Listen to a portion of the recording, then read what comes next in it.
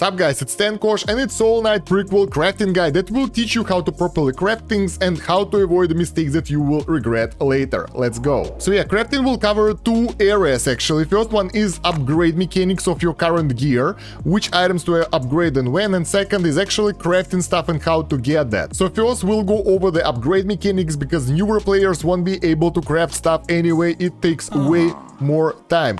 So for the upgrade mechanics, you go to the blacksmith over here and put item here for the upgrade. Depending on the item rarity, you will need different amount of resources to upgrade items. So the green items will require 8 of the basic shards in order to get it to level 2. Blue one will require 12 already, and the purple will require 60. If you would like to upgrade the epic item, you will need 20 normal shards and 1 legendary shard. In order to get that one, you will have to dismantle legendary gear, which I really don't recommend you doing early on if you wanna progress long term. So basically, usually when I'm dismantling items, I'm going to dismantle the blue stuff and lower once I'm through the beginner stage, when I get myself at least epic gear, because most of that stuff is useless. And there we go, we are getting those fragments. What do I do with the rest of the legendary gear? I just stockpile it here in the chest because I am pretty sure that it might be useful later on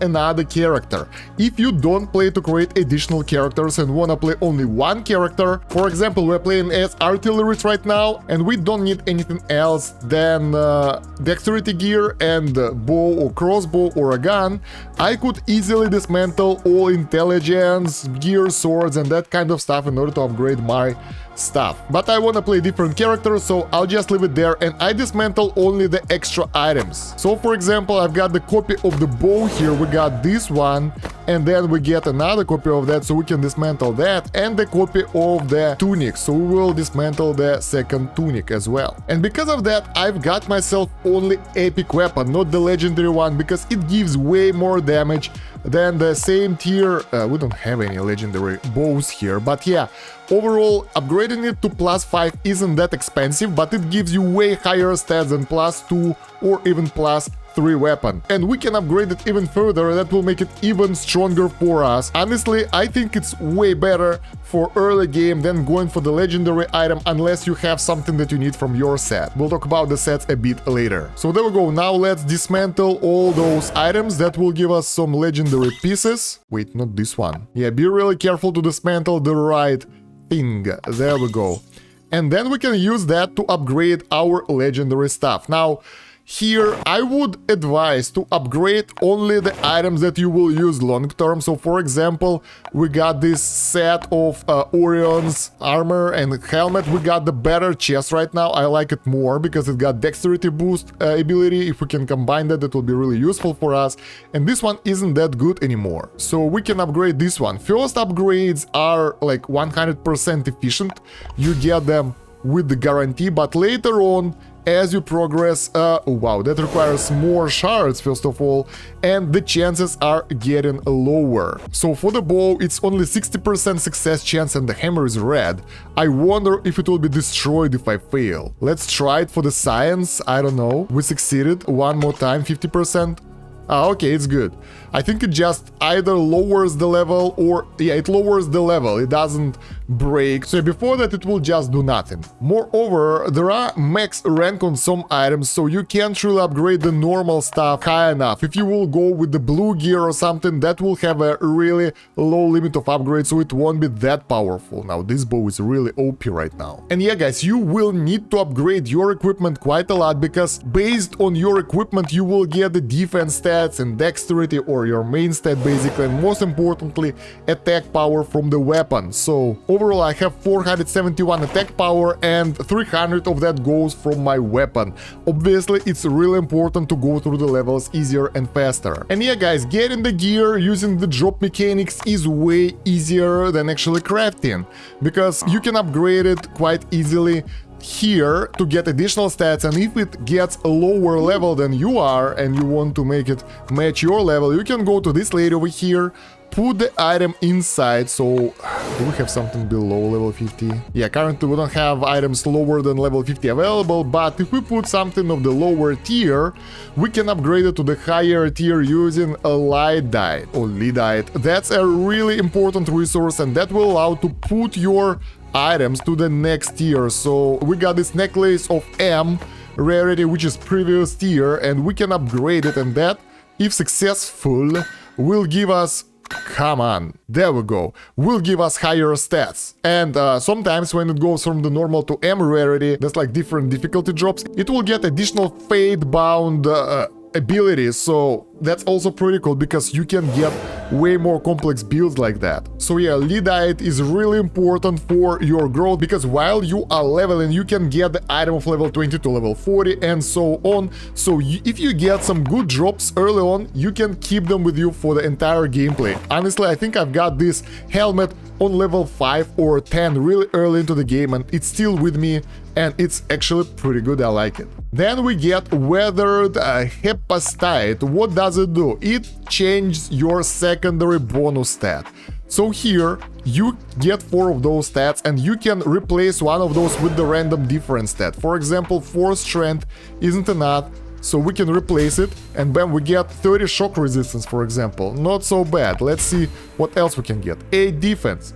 Pretty decent. Regular damage plus 20. I'm not doing regular damage, but let's keep it for now and see how it will go. You can replace those things no problem, and it will show you the amount of reforged times. I'm not sure if there is a limit, but yeah, it helps you out if you get some good item but you don't like those bonuses. You can roll them one by one up to the point when you are happy with the results. Then we get Volcanic Hephaesttite, which is like very rare, but it will allow you to reroll the secondary fate bone stats. So for example, if I don't like some of those additional things on my items, I can reroll them for something else. So let's use it on our helmet. I really don't like that serendipity, whatever that is, so reroll. Bam, we got the critical casting now.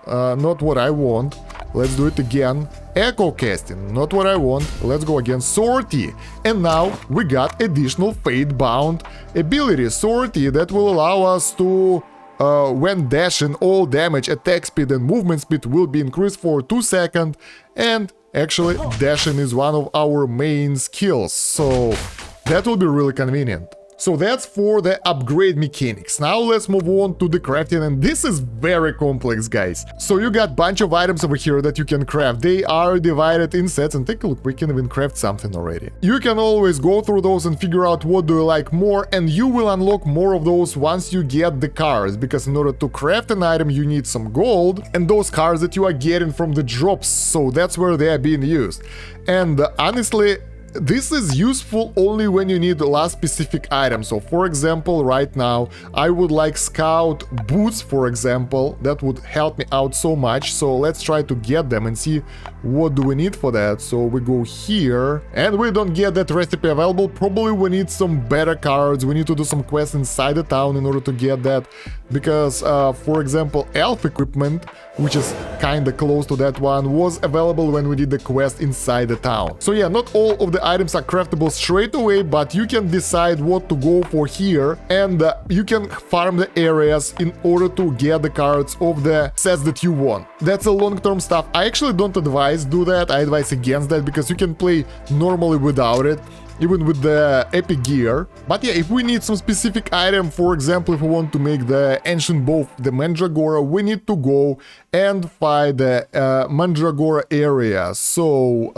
you go to the map and hunt the specific enemies that drop that kind of stuff. So yeah, select the right area and make sure that your pet is set to collect. That way he will collect the cards that you can leave behind and you won't miss them. That's actually really important for your harvesting. Another thing that you can do is to select the right fruit, take it with you and eat it before going in there. So tomato for Markwood will double the chance for the cards of Markwood to drop. That means higher chance of getting those cards, and you can see what card belongs to which area over here. So Markwood, Yes, we got the Mandragora and Elven Mandragora over here, so if we want that set, we would like to farm that area with the proper fruit. That will allow us to get more cards faster. So yeah, basically crafting the items is a really long and tedious process that will come over time as you farm the areas, as you do your runs. And yeah, after a couple of days, I guess, you will be able to get enough resources to craft something. And if you farm specific areas properly, you will be able to craft that set way faster. And in order to get chill stat village cards like this one, and from time to time you will get the quest in the village that will allow you to hunt with some of the members, and in the end they will give you the card. There we go, it looks like this on the map. You got that exclamation mark. Yeah, and you can join this hero. He will like, let's go, and farm, and you're like, yeah, and you go out together to do the quest, and in the end you might get the card of that hero. So there we go, we went through the run with our friend here, and there is a dialogue after that. Thank you for accompanying. Here is a token of gratitude, XP, coins, and the card.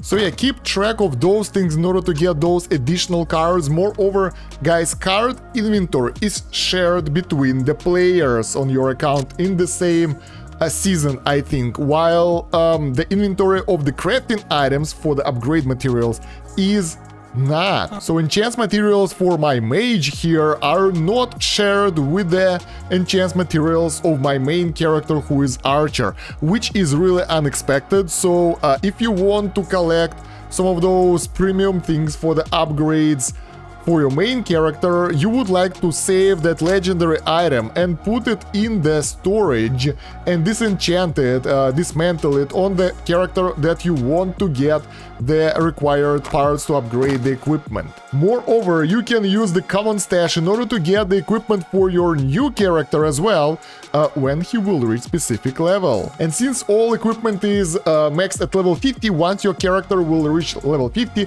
it can get access to all your equipment that you have in the storage, which is pretty cool. That's why I don't really dismantle any equipment that I don't have, so I can get all the sets available over here for my personal use if I want to. And yeah, guys, last thing, you might be wondering how to get Craftsmith Period here.